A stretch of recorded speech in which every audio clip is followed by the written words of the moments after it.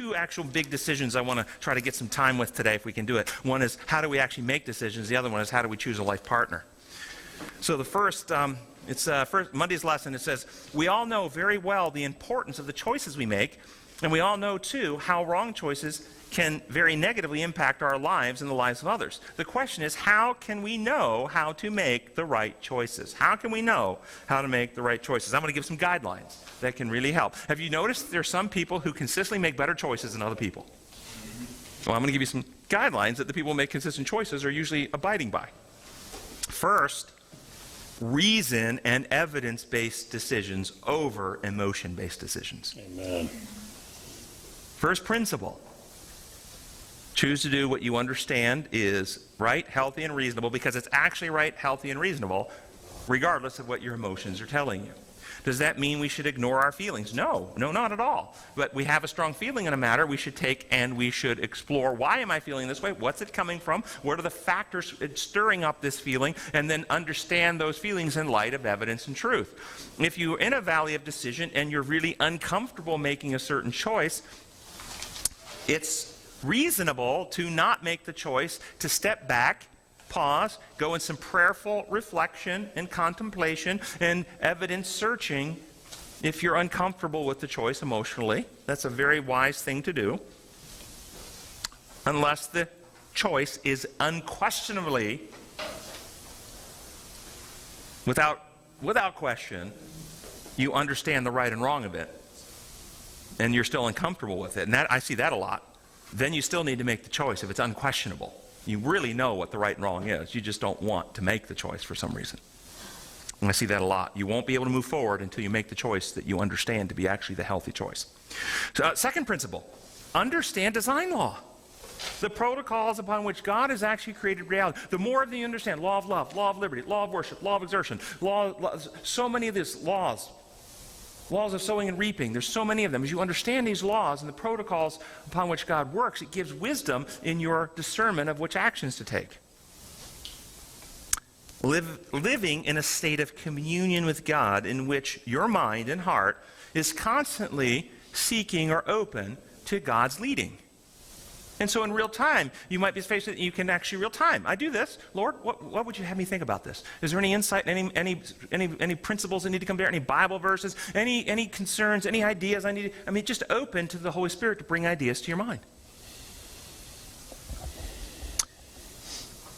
Differentiate, this is a big one, between moral decision making and decisions that are not moral in nature. Moral decision-making are decisions that are actually morally right and wrong, in harmony or breaking God's design laws, doing evil or sinfulness or not doing evil or sinfulness. Distinguish those types of decisions from decisions that have no moral consequence at all, like which toothpaste should I use? Which umbrella should I buy? Which neighborhood should I live in? Which car should I drive? There's so many decisions we make all the time that have no moral implication at all. Don't get stuck in those types of problems. Those need to be made on the merits of other variables that are not morally right or wrong, like income, location to schools that you want your kids to go to, etc., etc., etc. But it's not a moral right or wrong. Decisions, and then there are decisions that could be moral or non-moral depending on the motives and reasons for the decision. Could be either way, like which job? If you're specifically called by God and you say no, Jonah, you say it was a moral decision for Jonah. He didn't want to do that job. But most of us haven't had that specific call, and so most of the time the job is not a moral decision for most of us. Clothing. If it promotes ungodly ideas or motives or is designed to cause disruption and hostility between groups, offensive things or lewd things, or it's designed just to make everyone look at me and think I'm the most wonderful being in the world, and this is a moral decision because of the motive of what you're trying to achieve with the clothing.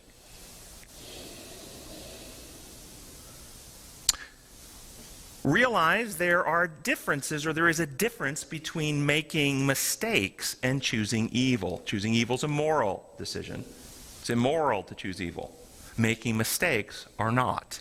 And many people miss this. They don't understand. You have to differentiate your mind. Step back. Wait a minute. Difference between making mistakes and choosing evil. We want to avoid choosing evil. It is not possible to advance, grow, and develop without making mistakes. It's not possible. You need to give yourself freedom to make mistakes. If you're taking musical instrument lessons, you will hit some wrong notes. And if you live in fear of hitting wrong notes, you will never really learn to play the instrument. If you're taking math classes, or any subject for that matter, you're going to get some questions wrong. Making mistakes is not choosing evil. It's through making the mistakes and then reflecting on where the mistakes were made, we update and grow and reduce the mistakes we make. See, is there a difference between making a math error in your check registry, and because of that, you accidentally overdraft a check? Is that the same as someone purposely writing fraudulent checks? Are those the same? But could they look the same? Both people bounced a check. The behavior externally could look similar, couldn't it? But they're not the same. One's a mistake, one's choosing evil. Don't confuse making mistakes with choosing evil. I have so many people that come to see me because they don't understand this and they live in fear of doing it wrong, making a mistake, perfection in all behavior, rather than stepping back and say, wait a minute, no, I give myself permission to make mistakes as long as I'm being vigilant and honest and doing my best. And when mistakes happen, I'll just look at those and go, okay, what can I learn from it? How can I do it better? How can I grow from this?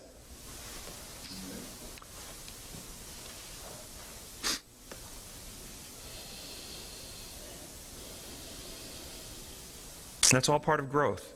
And then grow in spiritual maturity. There's another principle. Grow in spiritual maturity. Your method for determining the moral right and wrong. Remember the 7 levels of moral development? How do you tell the moral right and wrong? We want to grow in our spiritual maturity. Past reward and punishment, level 1. Past marketplace exchange, level 2. Past the social conformity of right and wrong because the peer group says it. Past the law and order list of rules. At least into love for other people. But love for other people can still lead to some unhealthy decisions when we don't understand the principles of God. I see this happen all the time. I see many people in church culture who are operating at level 5. They love other people.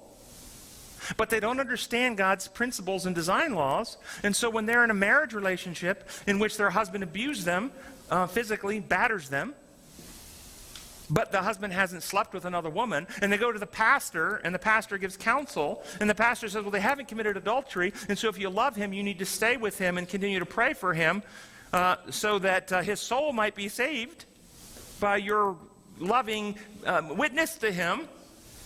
Neither the pastor nor the woman who stays in that circumstance understand design law. And what is design law? You reap what you sow, or law of exertion. The things you exercise become stronger. You see, if the woman really loved her husband, if she really loves him, does she want his eternal salvation? What happens in the heart, mind, character of a man who abuses his wife? Does he become more kind, more gentle, more Christ-like? Or does his heart become more hardened? His conscience become more seared? His character becomes more corrupt every time he abuses her? Okay? So if she loves him, then she doesn't stay and subordinate to that treatment. She says, I love you too much to stand by quietly while you sear your conscience, harden your heart, and warp your character. I want to see you become like Christ, who loved his church so much that he sacrificed himself for the church. And you're to love your wife like Christ loves the church, sacrificing yourself for me. And you don't love me like that. And I love you too much to quietly let you think what you're doing is okay. It's not. See, we have to go simply beyond loving others. We have to actually embrace the principles of God, and then at least to that level, and then purposes of God. What are the purposes of God? And it's level 7. So that we can grow in those, in our moral decision making. They'll be helpful. And then other things you can do to help in your decision making. Get more information about the decision. More data, more facts can inform you more about the decision, whether it's particularly in the decisions that are not moral decisions. They're just, should I move to this city or take this job or buy this car? The more data you can get, the more informed you can make and the better decision. Weigh the pros and the cons of your decision. Actually write them down. What are the benefits? What are the cons? And what are the pros and cons of not making the decision? Weigh it through. Get insider guidance from people with experience in that particular decision-making path. And then, at some point, get your mind around what I'm about to say, guys, make a choice. It's better in most, emphasize most, not all, decisions of life to actually make a choice, even if it's the wrong choice, than to make no choice. Because you're at a crossroad in life. You're not sure, should you go left or you should go right? You don't know. There's nothing. You've prayed. There's no signs. There's no maps. You have no idea which way to go. It's better to choose the wrong road, because as you start down that road, the further down that path you go, you're gathering more information, more data that's informing you whether you're on the right road or the wrong road. And if it's the wrong road, you can turn around, go back, go down the other road. But if you never make a choice, you stay stuck. And many people are at the crossroads of some decision in life, and they're stuck, and they never take their life anywhere. My wife, when she started college, was uncertain about what major she wanted to major in. And so she declared for accounting, and she took a semester of accounting classes. Sorry about this, Chip. But she took a semester of accounting classes, and one semester was enough to inform her that accounting was not for her. And she went a different direction. But had she not taken that step, she might have just not started. Well, I'm not sure which I should do. I'll wait till I really know, and she never goes to college. But she chose a path, got information, wrong path, new path, but she engaged. Better decision making than waiting to have certainty.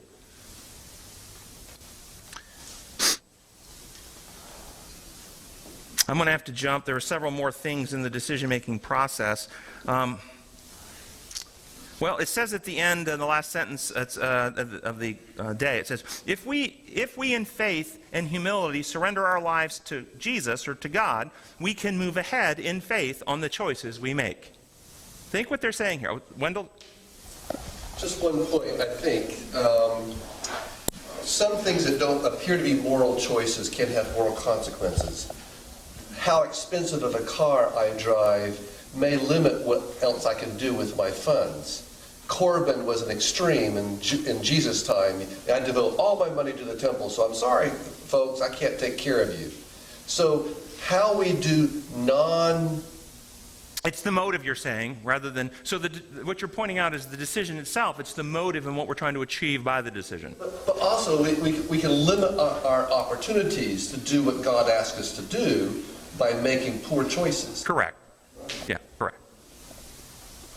So what do you think about this statement? If we in faith and humility surrender our lives to Him, we can move ahead in faith on the choices we make.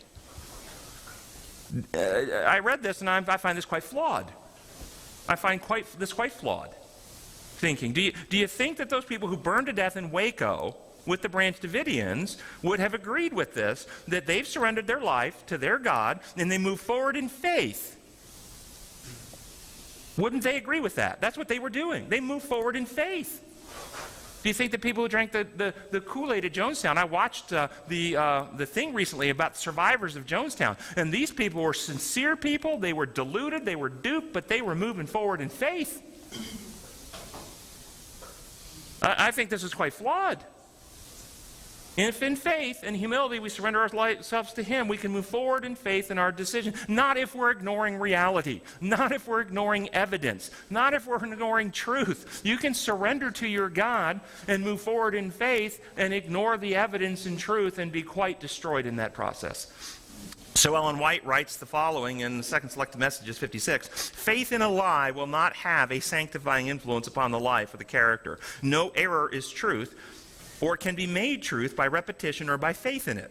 Sincerity will never save a soul from the consequences of believing in error. Without sincerity, there is no true religion, but sincerity in a false religion will never save a man. Why not? Isn't it about sincerity of heart? No. It says, I may be perfectly sincere in following the wrong road, but that will not make it the right road or bring me to the place I wish to reach. The Lord does not want us to have a blind credulity and call that the faith that sanctifies. The truth is the principle that sanctifies, and therefore it becomes us to know what is the truth. So this thing that they put in here doesn't even speak about truth. Just have faith and surrender and be humble, and you can be sure that you'll be fine if you have faith. Not if you're outside the truth. It becomes of us to know the truth, to understand the truth as Jesus revealed it to us. Be thinkers. And I'm not here to tell you what the truth is. I'm here to present ideas. Weigh it out for yourself. And we have like 7 minutes, I think, to try to do how do you choose a life partner. Wednesday's lesson.